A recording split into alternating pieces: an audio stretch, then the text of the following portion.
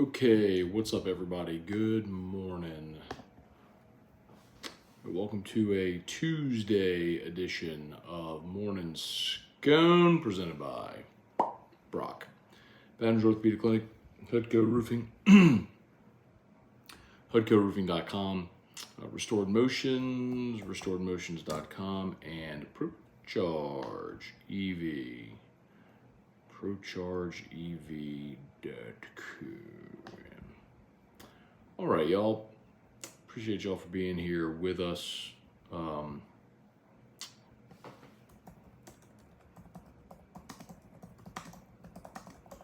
Have there on the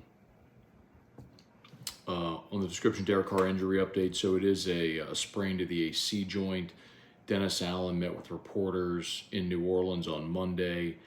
Said Derek Carr is week to week, so not terrible.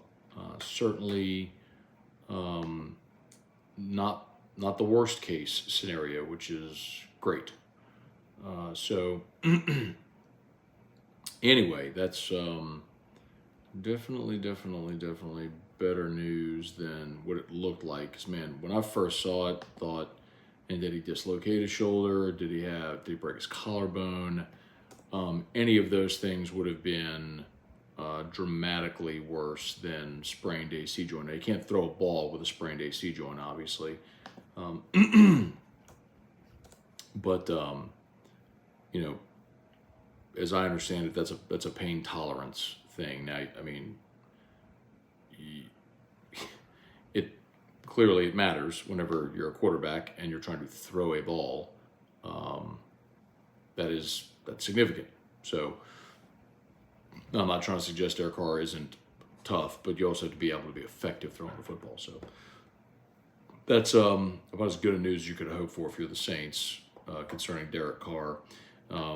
Obviously, the terrible news is your offensive line still stinks, and I don't know what you can do to fix that. So today on AFR, we will have Jermon Bushrod on the show, rescheduled for the show today at 4:30 Central. So I want to talk to Jermon about how much better this offensive line can get. You know, that's a guy that, like Trevor Penning, was a small school guy, if you recall, who was out of Towson, and the Saints drafted him in the 4th round,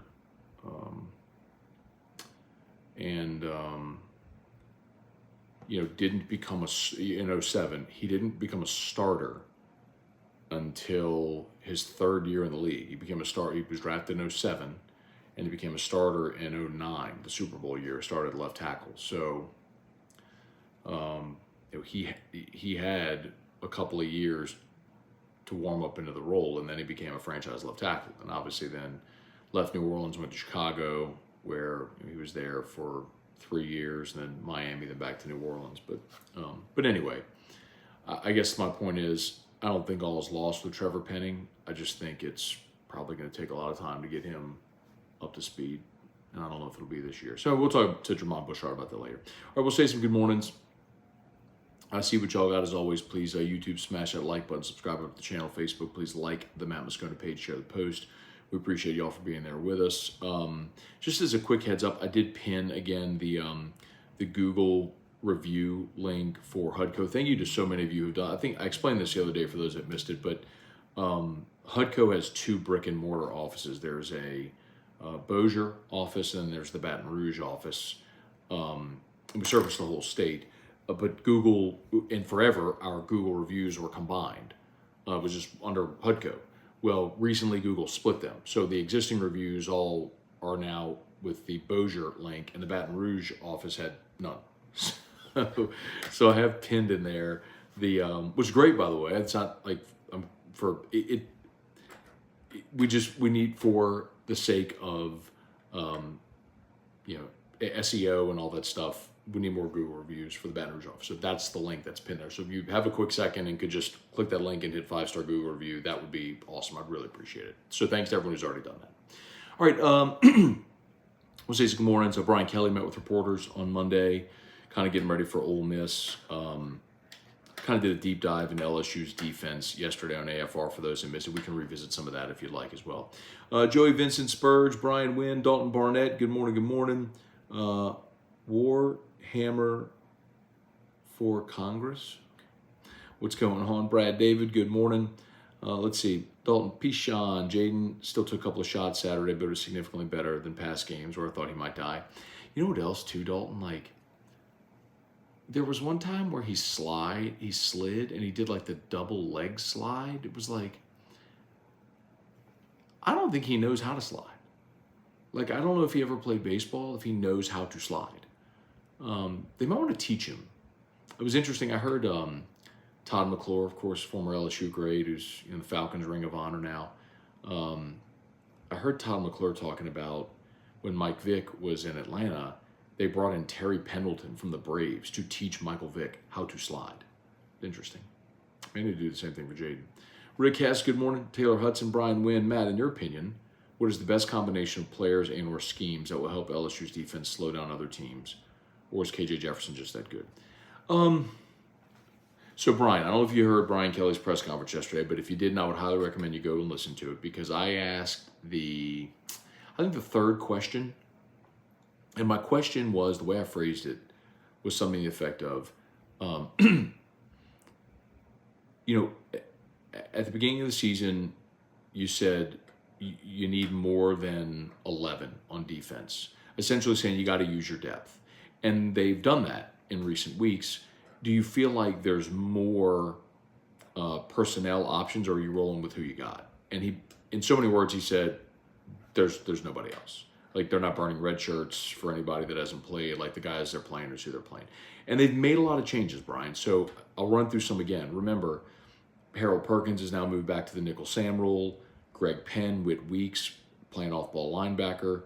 Braden Swinson has been playing the majority of snaps at Jack instead of Ovie Agofu.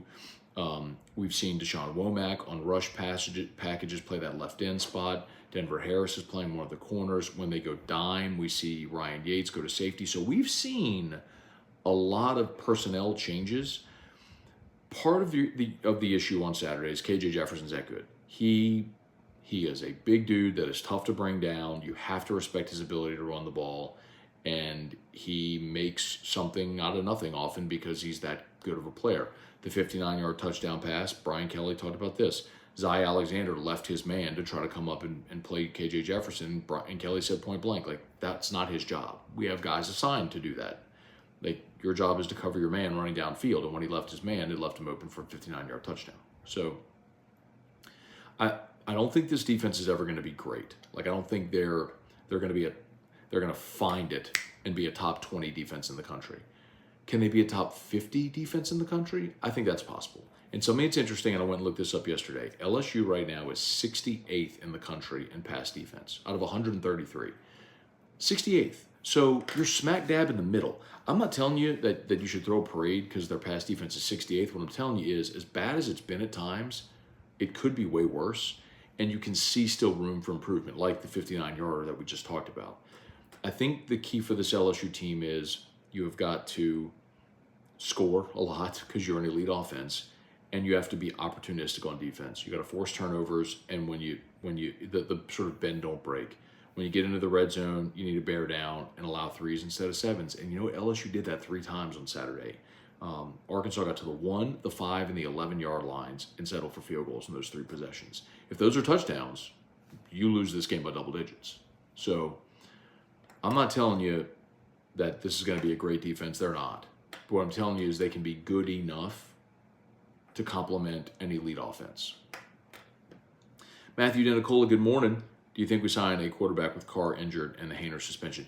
You kind of have to, Matthew. If you are going to, and I'm quite honestly surprised they haven't done it yet, because if you are going to keep Taysom in his Taysom role, which you have to do by virtue of the fact that you're thin at running back and all the different things Taysom does on offense and on special teams, you need him in that role. Well, if he's your number 2 quarterback, he's not playing the Taysom role.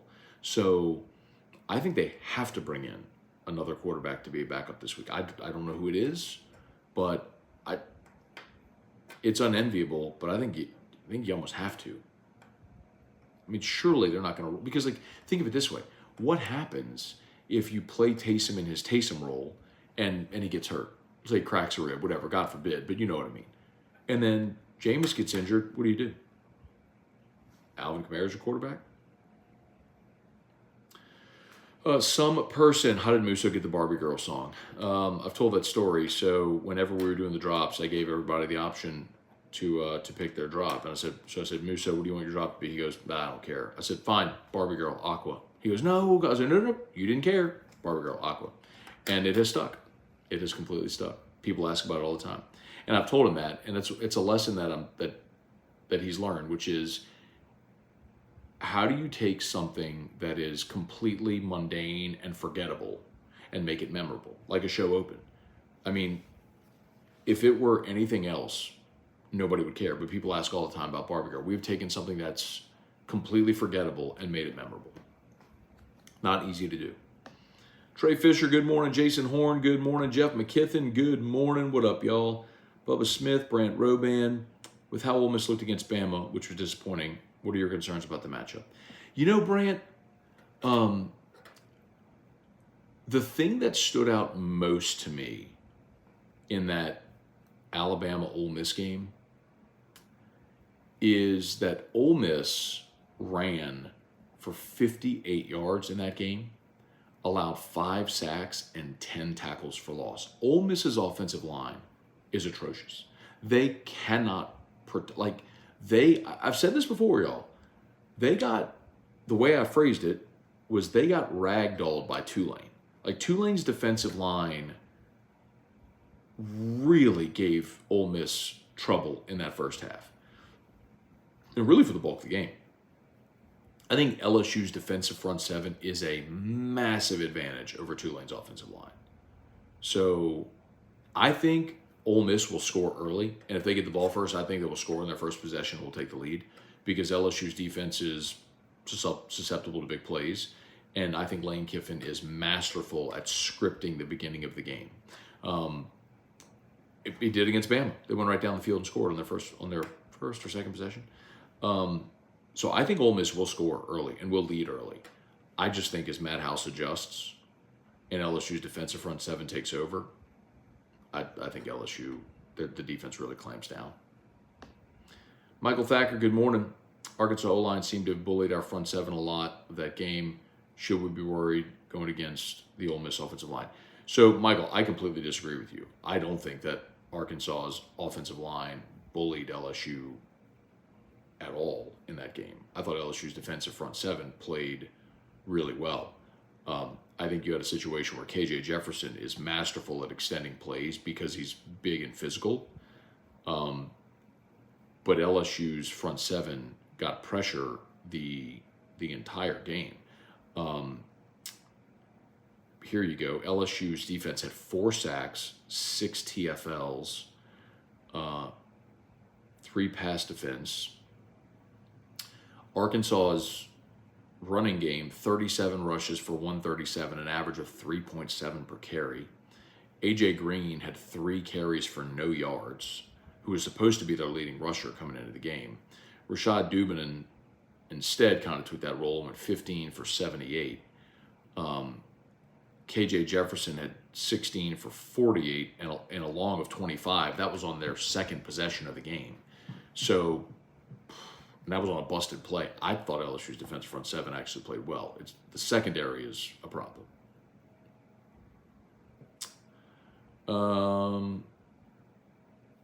Let's see.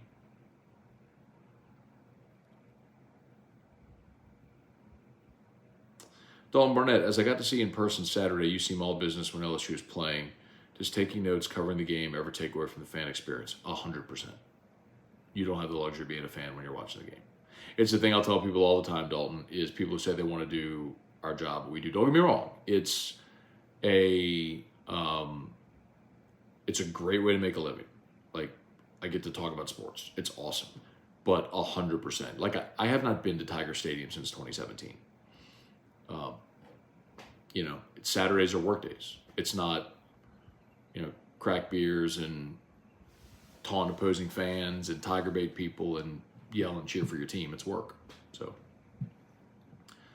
By the way, Dalton, I went back and watched the end of the show. I'm going to go ahead and assume that you are young dude, like long, dark, curly hair.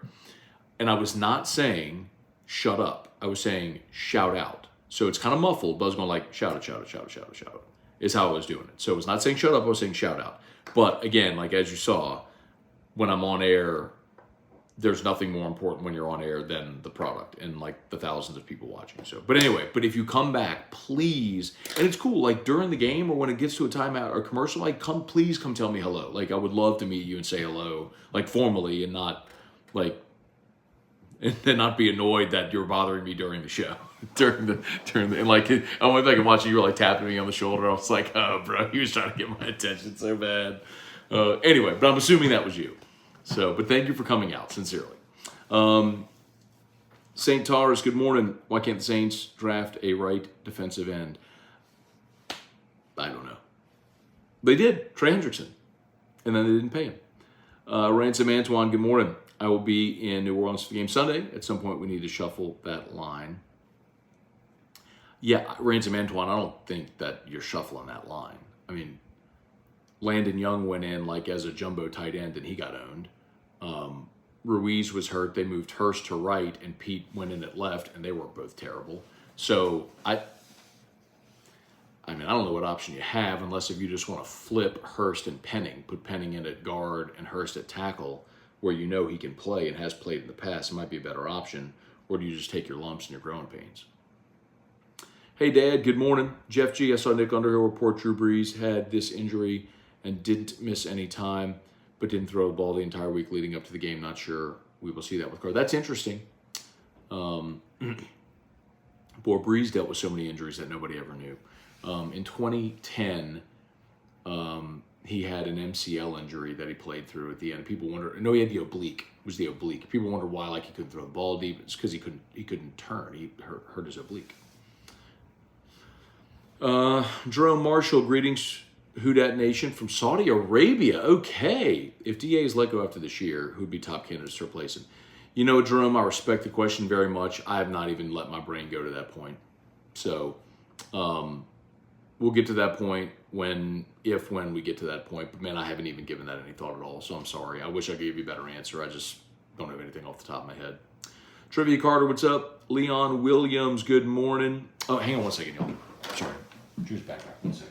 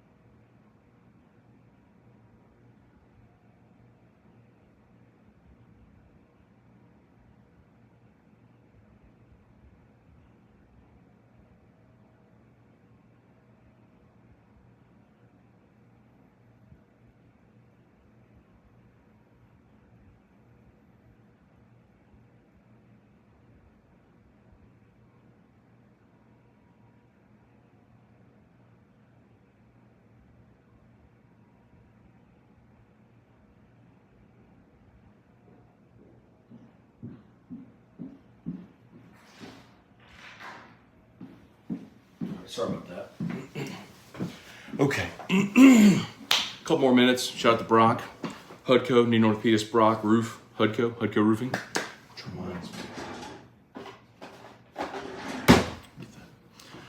All right, let's see. Weston Weaver, Dalton. He took sliding lessons from Joe Burrow. Bubba Tatum, good morning. Went to the Bucks-Eagles game last night. Hate both teams, but it was extremely fun to watch the Bucks get beaten so badly. Yeah, I mean, look, that's the one good thing. Bucks and Falcons both lose as well, so the Saints are still on pace with the rest of the division, if you want a silver lining. The disappointing part, of course, is that if you just finish that game, you're in sole possession of first place. Richard Horner, I agree with others about reshuffling the line, but at some point it has to fall on Doug Marrone's shoulders. I don't know how you shuffle the line. Like, unless if you're going to go trade for a starting offensive lineman at this point, give me the suggestion, Richard, that you want. Like, again, like, I'm open to the conversation, but give me the suggestion that of how you shuffle this line. Like, again, you go through training camp, you go through an off season, you sign free agents, you draft players. Like, you go through your whole off season to put your unit together, and that's what they've done. Like, you don't have 4 recruiting classes of linemen to say, well, who can go? Like, what do you do? Like, you're Ryan Ramczyk, you're paying to be your starting right tackle. You just, broke off Cesar Ruiz to the tune of $42 million. Eric McCoy's been your starting center. You drafted Trevor Penning to be your left tackle. Hurst has been a starter for you for a couple of years. He beat out Andrus Peat. So, tell me what you want to do. Vernell Thomas, good morning. How many times did Taysom play in the second half? What do you mean, like how many plays? I don't have a snap count. I don't know. Jason Horn, did you have a chance to ask Brian Kelly about timeouts at the end of the game? I did not, but he did address the end game scenario. I think what he was talking about, though, was being in the shotgun, basically saying that they were not trying to score a touchdown. If anything, they would have just centered the ball for the field goal. But I did not get the mic to ask about. I wanted to ask about the defense. I didn't get it back to ask about the timeouts. Alton Trahan, good morning. Patrick Berglass, what kicks are you rocking today? Dunks. I don't know if you can see them, but they're tan and white dunks. Wayne Blanchard, good morning. Brant Roban, is Omar back this weekend? Yes. Brian Kelly said probable, so that's good news. Is Mason Smith in full form? I think it's safe to say no. He hasn't played to the standard that he would have for himself. I think part of that is getting back into playing shape and getting comfortable again. So hopefully he continues to improve. David Tolson, good morning. Jamie Leday, Rick Manuel, Kelly Gross, good morning, good morning, good morning. YouTube, please smash that like button. Subscribe up to the channel if you're new. Facebook, please like the Matt Moscona page, share the post. Antron, good morning. Jeffrey Giordano, good morning. Brad David, do you have a problem with what Ryan Day said about Lou Holtz? Yes. For all that coaches talk about blocking out the noise and all that sort of stuff, the fact that a coach would get triggered by what another coach's opinion is perplexing and kind of annoying. Like, who cares what Lou Holtz said? He was asked his opinion, he gave it. He's a Notre Dame guy. What do you think? Who cares? Like, yes, I think that's very annoying. Same thing with Dan Lanning about Dion. Like, shut up and coach your team. All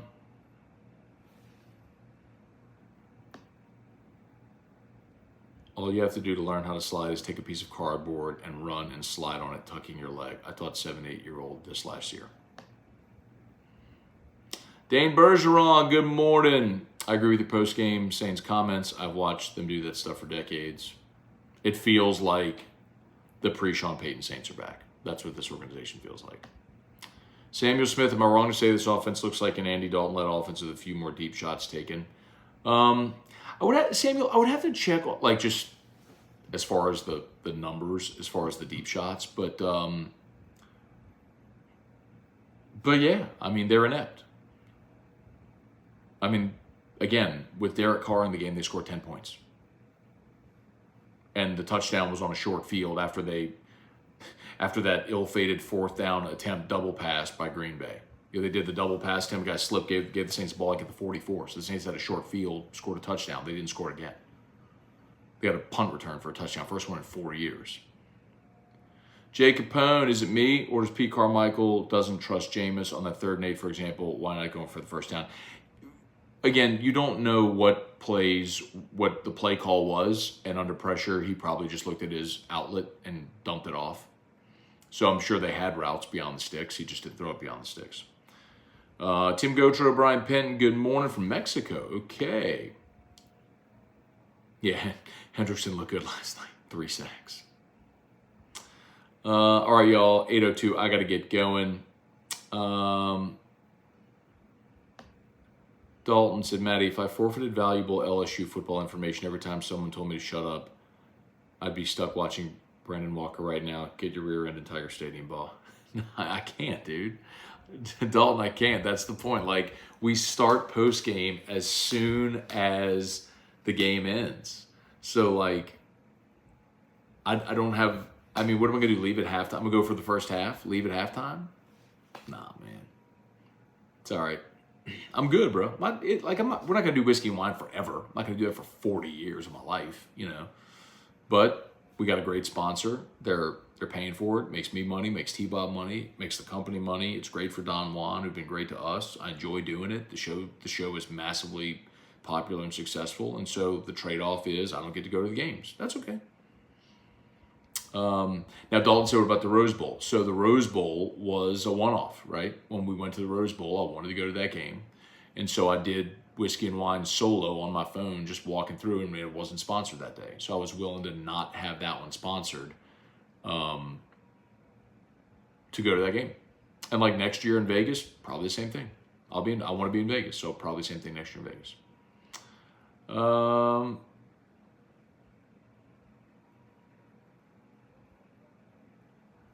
Hey, Matt, can Brooks take medical red shirt, or is LSU career done?